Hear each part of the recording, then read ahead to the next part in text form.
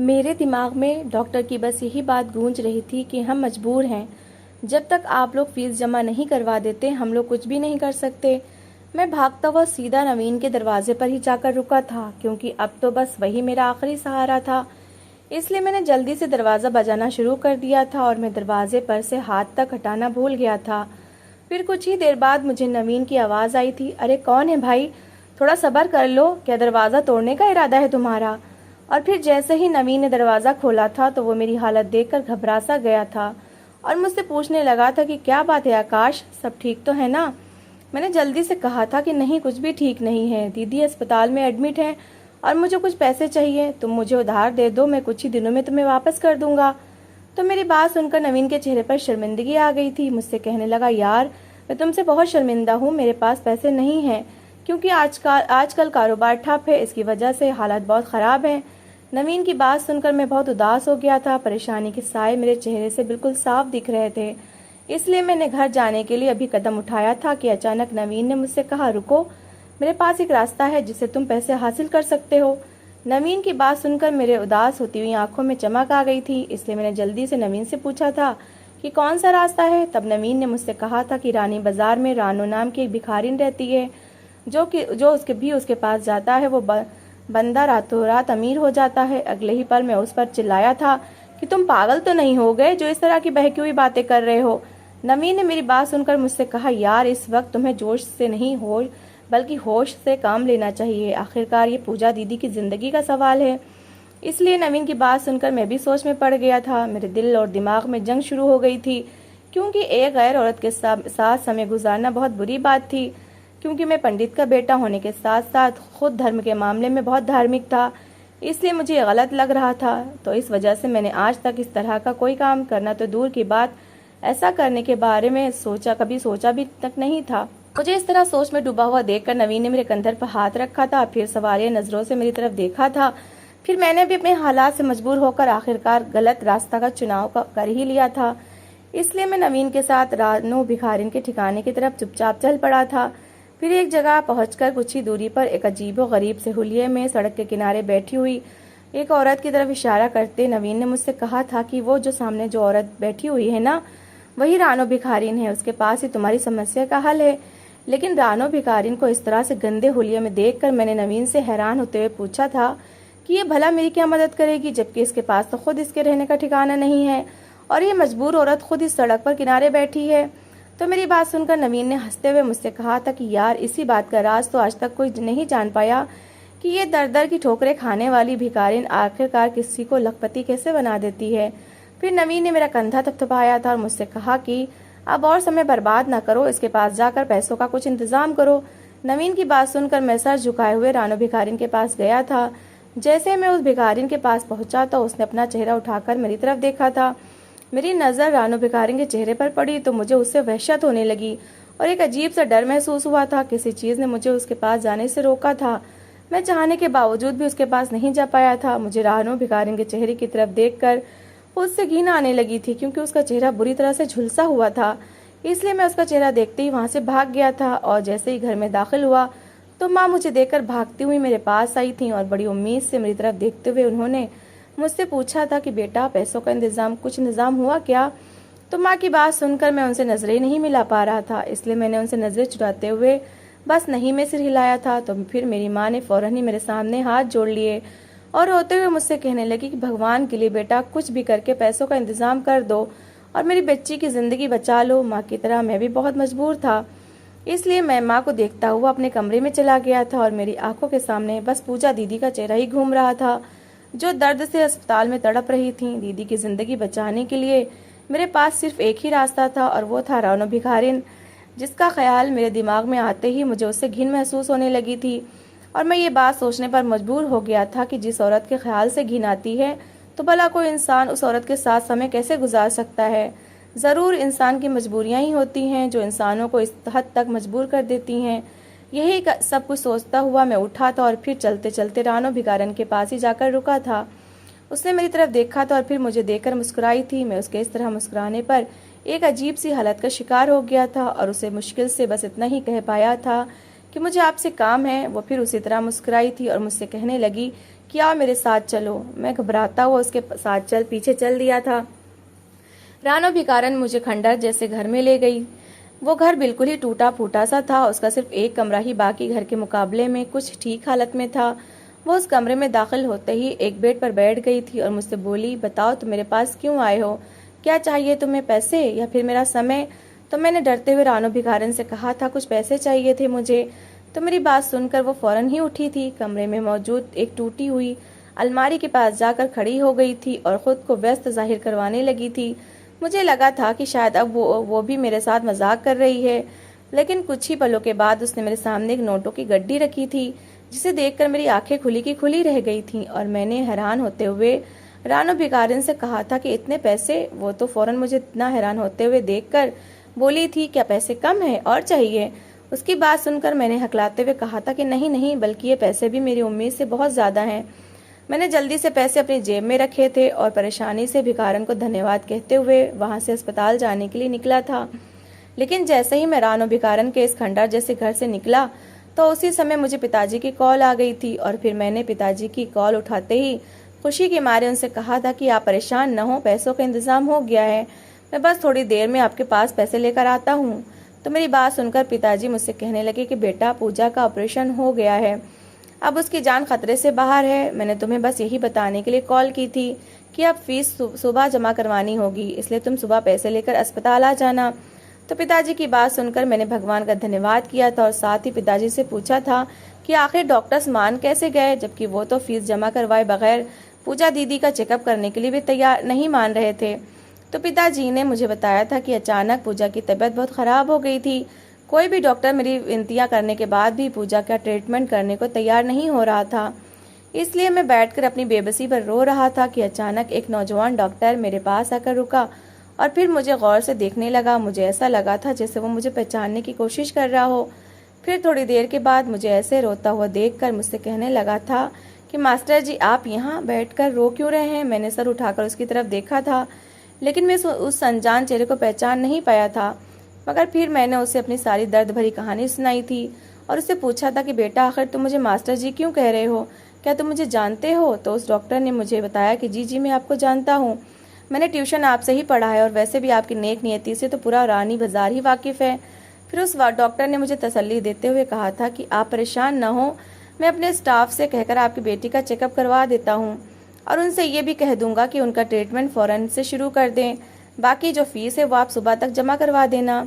ये सारा किस्सा सुनाकर पिताजी ने उस डॉक्टर को बहुत दुआएं दी थी और फिर मुझसे कहने लगे थे कि बेटा देख लो, अच्छे लोग अभी भी इस दुनिया में मौजूद हैं। भगवान ने उस डॉक्टर को मेरे पास एक फरिश्ता बनाकर भेजा था। तो पिताजी की बात सुनकर मेरी आंखों के सामने रानो भिकारन आ गई थी। वो भी मुझे एक मददगार फरिश्ता ही लगी थी, लेकिन अगले ही पल मैंने दिल ही दिल में सोचा था कि आखिर इसके पास इतने ज़्यादा पैसे कहाँ से आए हैं? इसने मुझे कुछ भी पूछे बगैर मेरी मदद क्यों की थी? वैसे भीख मांगने से तो इंसान के पास इतने पैसे नहीं आते जितने पैसे उसके पास थे। फिर मैंने ये बात भी ठान ली थी कि मैं रानो भिकारन के इस राज के बारे में जानकर ही रहूँगा कि आखिर वो किस तरह लोगों को लखपति बना देती है और ये सब कुछ करके उसे क्या फ़ायदा होता है। इसलिए मैं फ़ौरन मुड़ा था और एक बार फिर से रानो भिकारन के सामने जा खड़ा हुआ था। रानो भिकारन मुझे देखते ही मुझसे पूछने लगी कि तुम्हारा काम तो हो गया है, अब तुम दोबारा मेरे पास क्यों आए हो? क्या और पैसों की ज़रूरत है तुम्हें? तो मैं रानो भिकारन की बात सुनकर खुद से शर्मिंदा हो गया था। उससे कहने लगा था कि मुझे पैसे नहीं चाहिए, बल्कि मैं यहाँ पर दोबारा तुम्हारी कहानी सुनने आया हूँ। फिर उससे हमदर्दी करते हुए पूछा था कि तुम्हारे चेहरे को क्या हुआ है? तुम्हारे साथ इतना बड़ा जुल्म आखिर किसने किया है और तुम्हारे पास इतने पैसे कहाँ से आए हैं? तो मेरी बात सुनकर रानो भिकारन की आंखों में आंसू आ गए थे। उसकी आंखों में आंसू देखकर मैंने कहा कि अगर तुम्हें मेरी बात बुरी लगी है तो मैं तुमसे माफ़ी चाहता हूँ, मेरा मकसद तुम्हें बिल्कुल भी दुख पहुँचाने का नहीं था। तो रानो भिकारन मुझसे कहने लगी कि मुझे तुम्हारी बातें सुनकर दुख नहीं हुआ, बल्कि मेरी आंखों में आंसू इसलिए आए हैं क्योंकि आज इतने सालों के बाद किसी ने मुझसे मेरे बारे में पूछा है, इसलिए मुझे अच्छा लगा। तो फिर रानो भिकारन की बात सुनकर मैं भी कुछ हद तक संतुष्ट हो गया था। वो कहने लगी, मैंने बहुत से लोगों की मदद की है, पर मैंने आज तक किसी की आंखों में अपने लिए हमदर्दी नहीं देखी। मुझे तो लोग हमेशा घिन और नफरत भरी निगाह से ही देखते हैं, जबकि इस समय मेरा कोई कसूर भी नहीं है। मगर सब लोग सिर्फ अपना मतलब निकालते थे और फिर अपना मतलब पूरा हो जाने के बाद आज तक किसी ने पलटकर भी मुझे नहीं देखा था। बल्कि अपना मकसद पूरा हो जाने के बाद वो लोग चलते बनते थे। मुझे अच्छा लगा कि तुमने मेरे बारे में सोचा है। मैं तुम्हें बताती हूँ, मैं बचपन से भिखारिन नहीं हूँ, बल्कि मेरा संबंध एक अमीर परिवार से है। मेरे दादा एक गांव में रहते थे और वो उस गांव के जागीरदार थे। उनकी अपनी बहुत सी जमीनें थीं। मेरे दादाजी के दो ही बेटे थे, एक मेरे पिताजी और दूसरे मेरे चाचा जी। मेरे दादा के घर में किसी भी चीज़ की कोई कमी नहीं थी। उनके पास काम करने के लिए बहुत से नौकर मौजूद थे। दादाजी की मृत्यु के बाद मेरे पिताजी काम के सिलसिले में शहर आ गए थे और फिर उन्होंने यहाँ आकर अपना कारोबार भी शुरू कर लिया था। शहर में आकर पिताजी को बहुत ज़्यादा फायदा हुआ था। उनका कारोबार भी हफ्तों में ही फैल गया था। फिर पिताजी ने मुझे और माँ को भी गांव से शहर बुला लिया, क्योंकि मैं अपने माँ बाप की इकलौती बेटी थी। इसलिए मेरे बाप मुझे बहुत प्यार करते थे, मेरे बड़े लाड उठाते थे। जब मैं 4 साल की हुई तो फिर मेरे पिताजी ने मेरा एडमिशन एक बहुत ही अच्छे स्कूल में करवा दिया था। अब यहाँ पर भी हमारी लाखों की प्रॉपर्टी बन चुकी थी, क्योंकि मेरे पिताजी साफ दिल के मालिक थे। इसलिए भगवान ने उन्हें जिंदगी के हर कदम पर कामयाबी ही दी थी। जबकि उनके उलट मेरे चाचा बहुत ही लालची स्वभाव के थे। उनकी नज़रें हर समय मेरे पिताजी के कारोबार और ज़मीनों की तरफ लगी रहती थीं, जिन्हें वो हासिल करना चाहते थे। वैसे भी चाचा को बिजनेस की ज़्यादा समझ नहीं थी। वो जो भी काम करते थे उन्हें हमेशा ही बहुत नुकसान होता था। इसी तरह से वो अपने नुकसान को पूरा करने के चक्करों में आधी से ज़्यादा प्रॉपर्टी बर्बाद कर चुके थे। मेरे चाचा के 2 बेटे थे और दोनों ही मुझसे उम्र में बड़े थे। मेरे पिताजी के समझाने के बाद भी चाचा ने उन्हें स्कूल भेजने के बजाय उन्हें भी अपने साथ खेतीबाड़ी के कामों में ही लगा लिया था। और फिर एक समय ऐसा आया था कि चाचा की सारी ज़मीन बिक गई थी। नौबत भूखे रहने तक आ गई। मेरे पिताजी को चाचा और उनके परिवार पर बहुत तरस आया था। उन्होंने उनको भी अपने पास शहर ही बुला लिया था और उन्हें भी एक कारोबार सेट करके दे दिया था, जिनसे उनके हालात ठीक होने लगे। क्योंकि वो लोग बहुत लालची थे, इसलिए वो पिताजी से हमेशा शिकायत करते रहते थे कि जो कारोबार उन्होंने सेट करके दिया है, इसमें तो सिर्फ समय ही बर्बाद हो रहा है, प्रॉफिट कुछ खास नहीं होता। चाचा की बात सुनकर पिताजी को बुरा तो लगा था, लेकिन उन्होंने चाचा पर कुछ भी जाहिर होने नहीं दिया था। और फिर पिताजी ने चाचा को पैसे दे दिए थे। उनसे कहा था कि इन पैसों से तुम अपनी मर्जी का कारोबार शुरू कर लो। पिताजी ने चाचा को पैसों के साथ साथ ज़मीन भी खरीद कर दी थी और उस ज़मीन को चाचा के नाम ही करवा दिया था। लेकिन फिर हमेशा की तरह चाचा का बिजनेस चल नहीं पाया था, जिसकी वजह से पिताजी का सारा पैसा डूब गया था। उन्हें बहुत ज़्यादा नुकसान भी हुआ था। फिर इस नुकसान के बाद पिताजी ने चाचा की एक नहीं सुनी थी और उनके दोनों बेटों का एक अच्छे स्कूल में एडमिशन करवा दिया था। फिर पिताजी ने चाचा से कहा था कि अब कुछ समय के लिए तुम मेरे साथ काम करो और मुझे देखो कि मैं किस तरह से कारोबार चलाता हूँ। इस तरह मेरे साथ काम करने से तुम्हें पता चल जाएगा कि कारोबार किस तरह से चलाते हैं और तुम्हें कारोबार के बारे में अच्छी समझ हो जाएगी। चाचा ने पिताजी की बात मान ली थी और उनके साथ ही मिलकर काम करना शुरू कर दिया था। पिताजी ने चाचा पर बहुत विश्वास किया था और अपने कारोबार की सारी जिम्मेदारी चाचा को दे दी थी। लेकिन चाचा ने कारोबार संभालते ही पैसों में हेरा फेरी करना शुरू कर दी थी। पिताजी को इस बात का पता था, लेकिन उन्होंने कभी भी चाचा को कुछ नहीं कहा था, बल्कि अपना दिल बड़ा करके चाचा को छोटा भाई समझकर हमेशा माफ़ कर देते थे, जिसका चाचा ने बहुत ज़्यादा नाजायज़ फ़ायदा उठाया था। चाचा अपनी हर मुमकिन कोशिश कर रहे थे कि वो किसी न किसी तरीके से पिताजी का सारा बिजनेस हथिया लें। अब तो वो हर समय ही कोई ना कोई नई चाल चलते थे कि पिताजी खुद ही अपना सब कुछ उनके हवाले कर दें, लेकिन चाचा हर बार अपनी साजिशों में नाकाम हो जाते थे। अब तो चाची ने भी माँ को बातें सुनाना शुरू कर दी थी कि भाभी आप खुद ही सोचें, लोग क्या कहते होंगे कि बड़े भाई ने अपने ही छोटे भाई को नौकर रखा हुआ है।